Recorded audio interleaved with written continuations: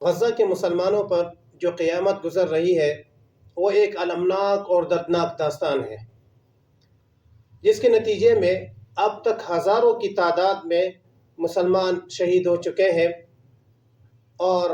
اس صورتحال میں مسلمانوں کو ان کی اس تکلیف کا احساس ہونا چاہیے اور تمام عالم اسلام کے مسلمانوں کو حسب استطاعت ان کی مدد کرنی چاہیے، کیونکہ اللہ تعالیٰ نے قرآن کریم میں مسلمانوں کو آپس میں بھائی بھائی قرار دیا ہے۔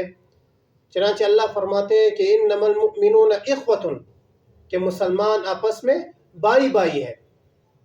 اور اسی بات کو نبی کریم صلی اللہ علیہ وسلم ایک حدیث میں بیان فرماتے ہیں کہ مسلمانوں کی باہمی محبت اور رحم اور شفقت میں وہ ایک جسم کے مانند ہے، اور ایک جسم کی خاصیت یہ ہے کہ اگر اس کے کسی ایک حصے میں درد ہوتا ہے تو وہ درد سارے جسم کو محسوس ہوتا ہے، اور یہی بات ہمارے اور دوسرے مسلمان بھائیوں کے درمیان ہونی چاہیے کہ اگر دنیا کے کسی کونے میں بھی کسی مسلمان کو کوئی تکلیف پہنچے تو یہ ایسا ہے جیسا کہ ہمیں تکلیف پہنچ رہی ہے۔ یہ ہماری ایمان کا تقاضا ہے کہ ہمیں ان کی تکلیف کا احساس ہونا چاہیے، اور یہی احساس ہونا یہ ہمارے ایمان کی زندہ ہونے کی نشانی ہے۔ لہٰذا موجودہ وقت میں غزہ کے مسلمان جس تکلیف اور مصیبت سے گزر رہے ہیں، تو اس صورتحال میں ہمیں خاص طور سے ان کے لیے 2-3 کام کر لینے چاہیے، اور اس وقت ہم یہی کر سکتے ہیں۔ سب سے پہلا کام یہ ہے کہ ہم زیادہ سے زیادہ ان کے لیے دعائیں کریں، اور یاد رکھیں دعائیں ضائع نہیں جاتی، لیکن شرط یہ ہے کہ صحیح طریقے سے مانگی جائے۔ ہمارے بعض نادان مسلمان کہتے ہیں کہ بھائی دعاؤں سے کیا ہوتا ہے، لیکن یاد رکھیں دعا مومن کا ہتھیار ہے، اور ہر مصیبت اور ہر مشکل سے نجات دینے والی عبادت ہے۔ نبی کریم صلی اللہ علیہ وسلم اس بارے میں ارشاد فرماتے ہیں کہ سنو، کیا میں تمہیں وہ عمل نہ بتاؤں جو تمہارے دشمنوں سے تمہارا بچاؤ کرے اور تمہیں بھرپور روزی دلائے؟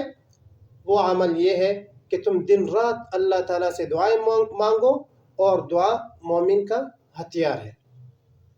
اور نبی کریم صلی اللہ علیہ وسلم کی سیرت سے ہمیں یہی پتہ چلتا ہے کہ جب بھی نبی صلی اللہ علیہ وسلم پر کوئی تکلیف آئی ہے، کوئی پریشانی آئی ہے، تو نبی صلی اللہ علیہ وسلم نے گڑ گڑا کر اللہ تعالیٰ سے دعائیں کی ہے اور اللہ تعالیٰ سے منوایا ہے۔ تو آپ بھی اس وقت دعائیں کریں تاکہ اللہ تعالیٰ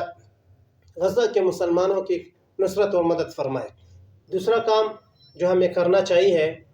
وہ یہ ہے کہ ہمیں اللہ تعالیٰ نے مال و دولت سے نوازا ہے، اس مال و دولت کے ذریعے ہم ان کی امداد کریں۔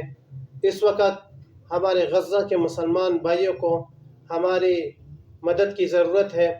اور ویسے بھی ایک حاجت مند مسلمان کی مدد کرنا یہ تو ایک ثواب کا کام ہے۔ آج کل سوشل میڈیا کا دور ہے، اور تقریباً ہر شخص سوشل میڈیا استعمال کرتا ہے، لہٰذا سوشل میڈیا پر اپنی ایم بیز کو مختلف قسم کے ڈراموں اور فلموں وغیرہ پر ضائع کرنے سے بہتر یہ ہے کہ اس وقت اہل غزہ کی امداد کے لیے آپ اپنی ایم بیز کو استعمال کریں۔ جو اہل غزہ کے لیے لکھ سکتے ہیں وہ لکھیں، جو سوشل میڈیا پر بول سکتے ہیں وہ بولیں، اپنی facebook I D, YouTube, Instagram اور ٹک ٹاک وغیرہ کو اہل غزہ کے لیے وقف کر دیں۔ چوتھا کام یہ ہے کہ تمام اسرائیلی مصنوعات کا بائیکاٹ کیا جائے، کیونکہ وہ یہی مصنوعات اور یہی چیزیں ہم پر بیچ کر اور انہی پیسوں سے وہ پھر اسلحہ وغیرہ خرید کر ہمارے مسلمان بھائیوں پر فائر کرتے ہیں اور ان کو شہید کرتے ہیں۔ تو خاص طور سے میں تمام بھائیوں سے یہ عرض کرنا چاہتا ہوں کہ خاص طور سے اسرائیلی مصنوعات کا بائیکاٹ کریں۔